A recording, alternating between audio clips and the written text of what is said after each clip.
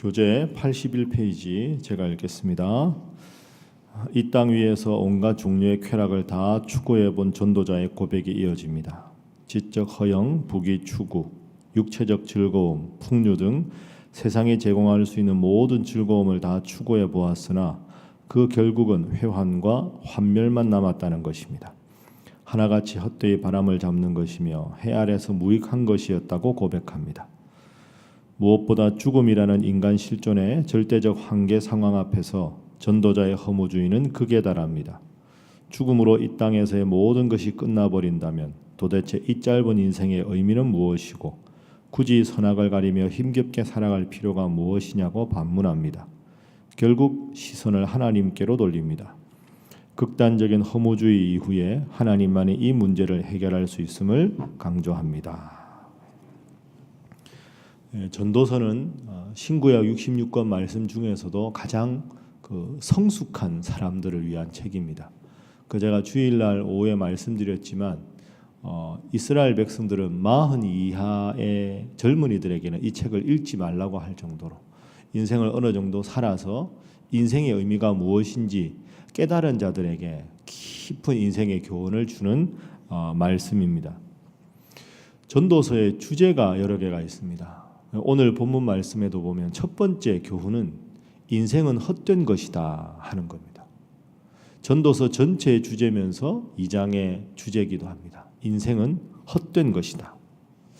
어제 우리가 읽은 말씀 1장 2절에 보면 전도자가 이르되 헛되고 헛되며 헛되고 헛되니 모든 것이 헛되도다. 여러분, 여기에 우리의 고민이 있습니다. 인생을 살아갈 수밖에 없는 게 우리인데 가장 큰 지혜자가 인생이 헛된 것이다. 이러면 우리는 어떻게 해야 될까요? 살아가야 하는 사람에게 헛된 것이다. 그러면 살지 말라는 말이냐? 어떻게 하라는 말이냐?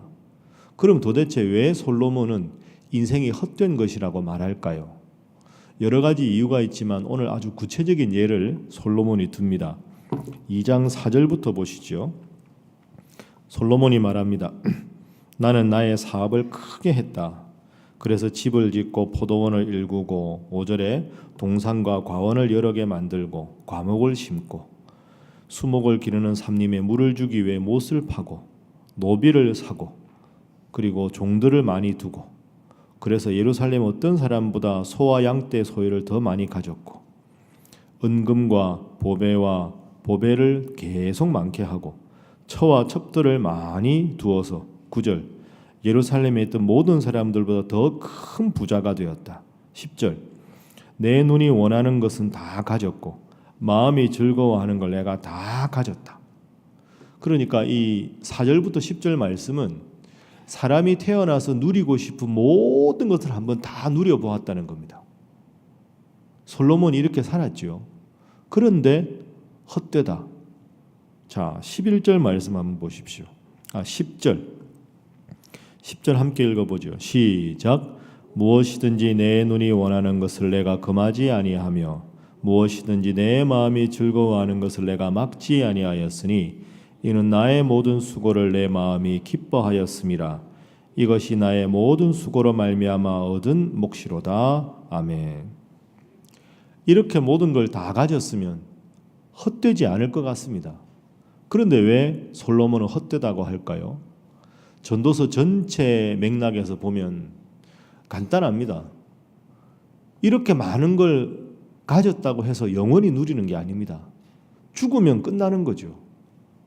그리고 많은 걸 누리면 누릴수록 걱정이 줄어들까요? 아닙니다. 종들이 없을 때는 걱정이 없는데 종들이 많아지면 사고치는 종들 때문에 힘들어하고 육축이 많으면 없을 때는 괜찮았는데 많으니까 또 우리 짓는다고 또 막 힘들어하고 그 사람이 가진 것이 없으면 없는 대로 힘들 때가 있지만 가진 것이 많으면 많을수록 걱정과 근심이 더 많아집니다. 그리고 사람 욕심이 끝이 있습니까? 1000마리의 양을 가졌다고 욕심이 끝날까요? 더 많이 갖고 싶고 더 많이 누리고 싶고 더 많이 먹고 싶고 더 큰 집에 살고 싶고 우리가 추구할 수 있는 욕심은 무한한데 현실은 유한합니다. 그러면 무한한 욕심을 유한한 내가 추구하니까 허무할 수밖에 없죠. 욕심은 끝이 없으니까. 그리고 결국 그 욕심을 끝까지 추구하다가 죽어 없어질 인생인데 그렇게 생각하면 인생이 다 허무하다 하는 거죠. 그래서 첫 번째 교훈은 인생은 허무하다, 유한하다 하는 겁니다. 자, 그러면 두 번째 한번 정리하겠습니다. 허무한 이유가 뭘까? 솔로몬이 말하는 허무함의 이유, 그 이유가 방금 저와 여러분이 읽은 11절 말씀입니다. 11절 마지막에 이것이 나의 모든 수고로 말미암아 얻은 몫이로다. 내가 추구했다. 내가 얻었다. 그래서 허무한 겁니다. 내가 이 모든 걸 이루었는데 내가 늙어서 죽을 수밖에 없다 생각하니까 허무한 거죠. 여러분, 돈 많은 부자는 다 행복할까요? 아니지 않습니까?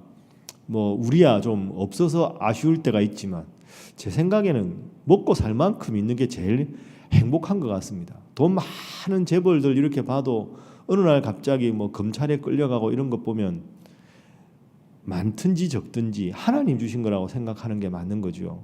세계적인 부호라고 하는 록펠러가 있습니다. 근데 록펠러가 어느 날 호텔에 묵었습니다. 호텔에 묵었는데 세계적인 부자니까요. 그냥 일반 객실을 하나 얻어가지고 묵는 겁니다.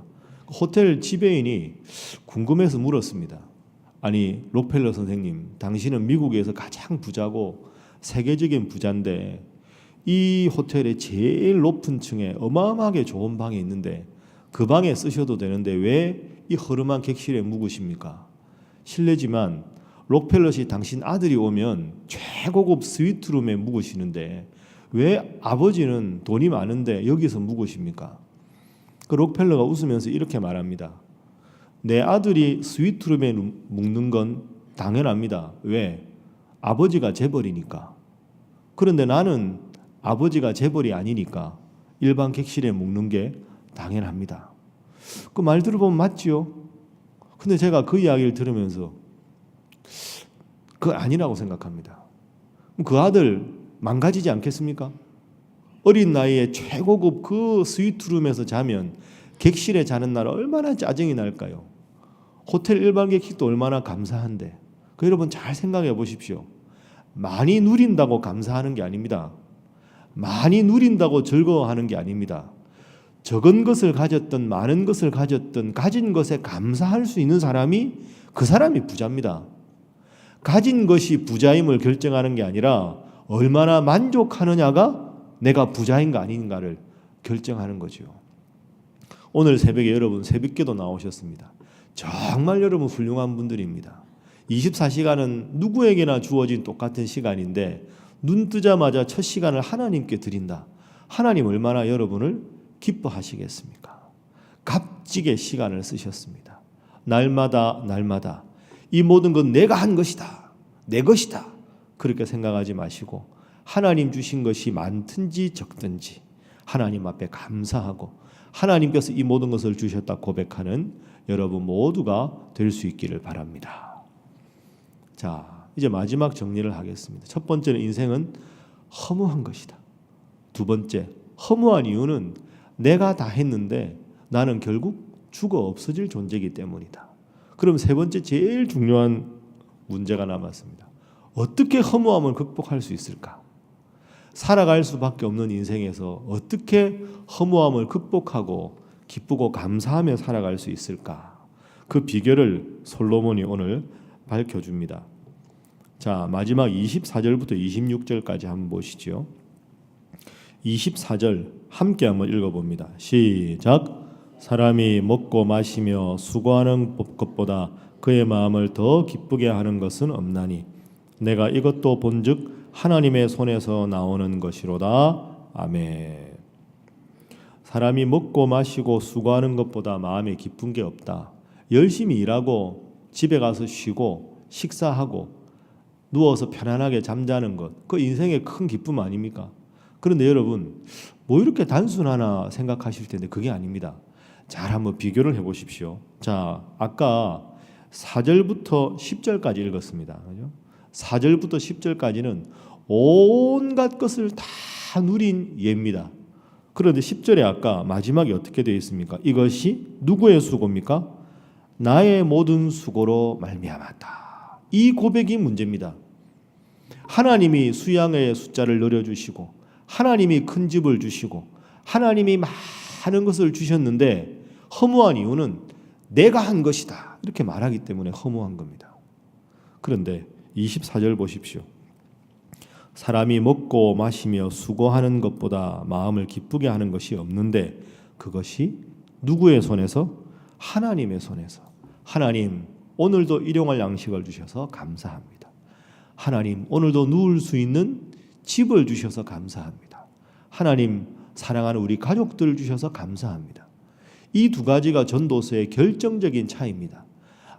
아무리 누리는 것이 많아도 내가 한 것이다 생각하면 나는 주가 없어질 수밖에 없으니까 허무한 것인데 적은 것을 가져도 그것이 하나님의 손에서 나온 것이다 하고 생각해서 늘 하나님께 감사하는 삶이 인생의 허무함을 극복하는 길이라는 거죠. 그렇게 살아가다가 하나님의 내 삶의 주인이라고 인정하면 우리의 삶의 죽음이 끝이 아니지요. 아무리 많은 것을 누려도 내 인생의 주인이 나라고 생각하면 죽음으로 없어질 수밖에 없지만 가진 것이 적든지 많든지 간에 하나님 주신 것이라 고백하고 하나님 주인으로 살면 죽음이 끝이 아니라 하나님 우리를 저 영원한 천국으로 인도하실 줄로 믿습니다. 그러니 죽음이 허무함의 끝이 아니라 죽음은 영원으로 가는 관문이 되는 거죠. 그 고백을 가지고 하나님 믿고 살아가니까 인생의 허무함을 극복할 수 있다 하는 것이 전도서의 교훈입니다. 우리가 생수통을 한번 생각해 보시죠. 생수통을 하나씩 들고 오는데 요만한 생수통 들고 온 사람, 1.5리터 들고 온 사람, 정수기용 큰 생수통 들고 온 사람 다 놓고 나서 누구 통이 제일 큰가 도토리 키재기 합니다. 그런데 아무리 작은 생수병을 가져와도 집에 생수 근원을 가진 사람은 다른 사람 생수병 크기 크다고 주눅들지 않습니다. 왜? 나는 수도꼭지만 틀면 콸콸 영원히 생수를 얻을 수 있기 때문이죠. 남들이 큰 생수통을 가져왔고 나는 작은 생수병을 가져왔다. 그 중요하지 않습니다. 다른 사람 눈에는 저 사람 생수통이 훨씬 크다. 저 사람 가진 돈이 훨씬 많다 하더라도 모든 것의 근원인 생수의 근원을 가진 사람 당당하지요. 마찬가지입니다. 내 삶의 근원이 하나님이시다. 다른 사람들 눈에는 내가 어떻게 보일지 몰라도 나는 하나님의 자녀다. 하나님이 내 인생을 책임지신다. 모두가 죽음으로 인생이 끝난다 할지라도 하나님은 나를 저 영원한 천국으로 인도하신다. 그 믿음이 있으면 인생의 허무함을 극복할 수 있는 것인 줄로 믿습니다. 그래서 전도서 결론은 인생의 허무함을 다 들었으니 결국 하나님을 잘 섬기는 것, 그것이 인생의 행복의 기준이다. 이렇게 결론을 맺고 있습니다. 사랑하는 여러분, 이제 또 한 주간이 시작되어 화요일입니다. 이번 한 주간도 날마다 숨쉬는 순간마다 여러분의 앞에 어려운 일을 보더라도 주님 앞에 여러분 기도하시고 주님 앞에 여러분의 몸을 맡기셔서 현실 속에 함께 살아가고 있지만 현실로 끝나는 인생이 아니라 이 현실과 저 영혼이 잇대어져서 하나님과 늘 연결하여 하나님 말씀대로 하나님께 기도하며 하나님 뜻대로 살아가서 인생의 크고 작은 행복을 날마다 누리시는 사랑하는 우리 성도들 다 되시기를 주님 이름으로 축복합니다. 자, 기도하면서 한 가지 광고 드리겠습니다. 제가 연수를 오랫동안 갔다 왔는데요. 여전히 새벽기도 오시는 여러분들 보니까 참 감사합니다. 노명섭 선교사님 우리가 늘 기도했는데 소식을 좀 근황을 알려드리겠습니다. 제가 새벽기도 인도할 때 기억해 보시면 이제 그 음식을 드실 때 물을 삼키면 이게 식도로 내려가는 것과 폐로 내려가는 거를 이렇게 딱 정리해 줘야 되는 이 기도가 기능에 문제가 있어 물을 마셔도 그게 폐로 넘어가서 그게 이제 결정적인 문제였는데 그래서 4주간 기한을 잡고 재활 치료를 하고 있었습니다. 근데 지금 그 재활이 순조롭게 잘 은혜 가운데 진행되었습니다. 하나님 은혜인 줄로 믿습니다.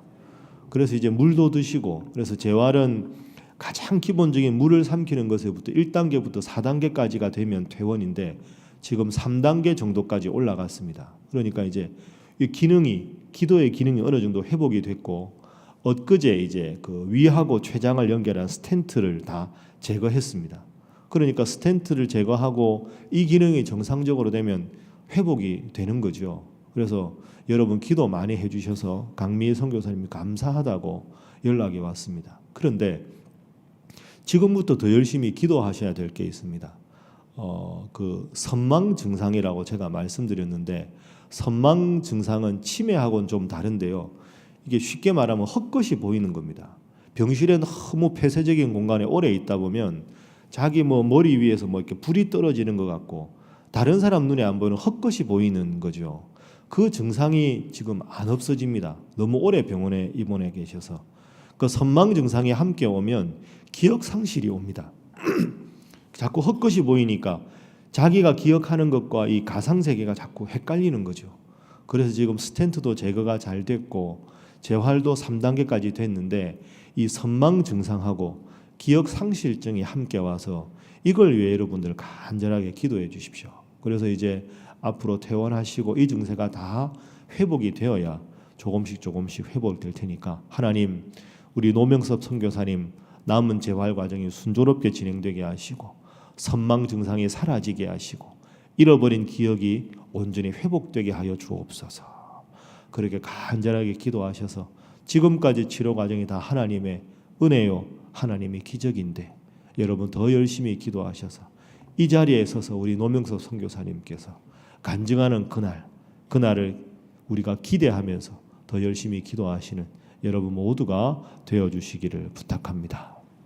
이 기도 제목과 더불어 우리 오늘 얻은 세 가지 교훈, 하나님, 인생에 사라질 재물과 명예 이런 것에 집착하지 않게 하시고 내가 이 모든 것을 했다는 교만을 버리게 하시고 항상 하나님과 연결되어 기도와 말씀으로 살아가게 하여 주옵소서. 다 함께 우리 주님 앞에 기도하겠습니다. 주여 믿습니다. 주여 믿습니다. 주여 믿습니다. 하나님 감사합니다.